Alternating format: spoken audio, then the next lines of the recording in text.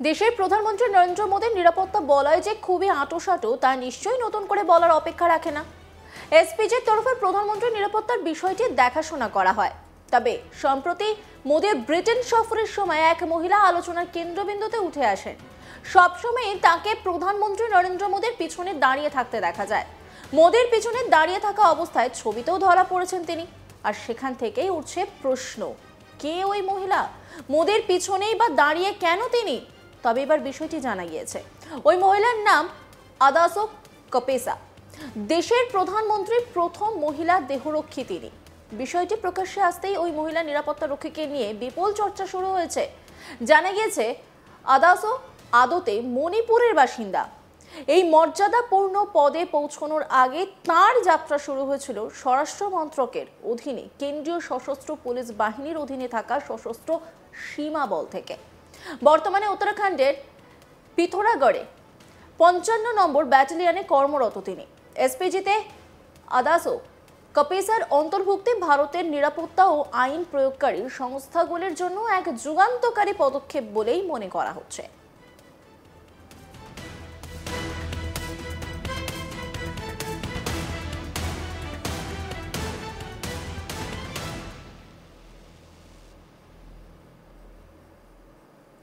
প্রসঙ্গত special protection group বা SPG হলো অত্যন্ত দক্ষ এক বাহিনী। প্রধানমন্ত্রী নিরাপত্তার দায়িত্বে এই বাহিনীই থাকে। বিভিন্ন বাহিনী থেকে যারা সেরা তাদেরকে এসপিজিতে নিয়ে আসা হয়। ভারতে বারে বারে মহিলাদের ক্ষমতায়নের কথা বলা হয়। সম্প্রতি অপারেশন সিন্দুরের সময়ও সোফিয়া কুরেশি ও ভূমিকা সিংকে বারে বারে দেখা গিয়েছে। আর এবার মোদীর সুরক্ষায় এক নারী আরও একবার প্রমাণ করল ভারত ক্রমশই এগিয়ে চলেছে।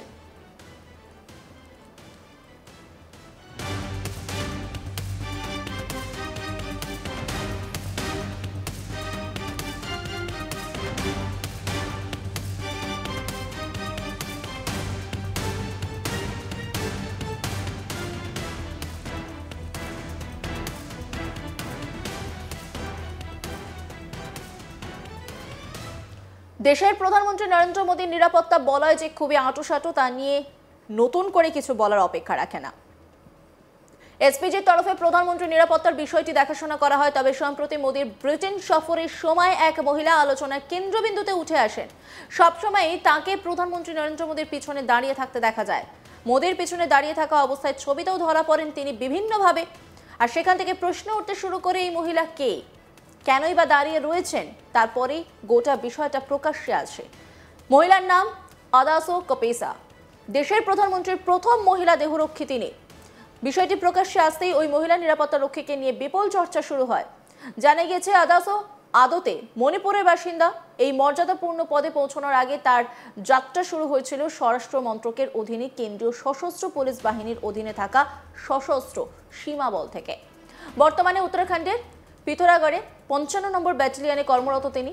এসপিজিতে আদাসো কপেসার অন্তর্ভুক্তি ভারতের নিরাপত্তা ও আইন প্রয়োগকারী সংস্থাগুলির জন্য এক যুগান্তকারী পদক্ষেপ বলেই মনে করা হচ্ছে।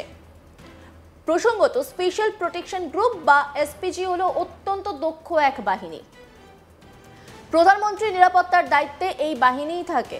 বিভিন্ন বাহিনী থেকে সেরাদের এসপিজিতে নিয়ে আসা হয়।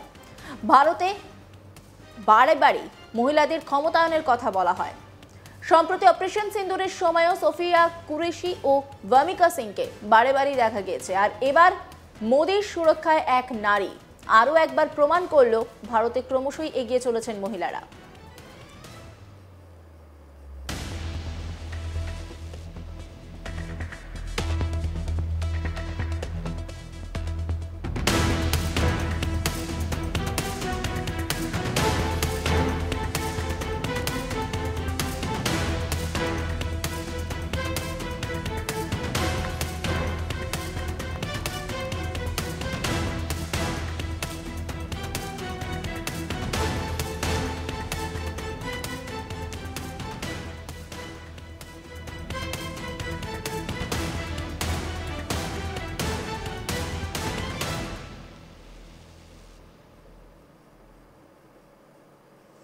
অন্যান্য খবরের আপডেটের জন্য অবশ্যই নজর রাখুন আজ তাক বাংলার ইউটিউব স্ট্রিমিংয়ে। লাইক, কমেন্ট, শেয়ার এবং সাবস্ক্রাইব করতে ভুলবেন না।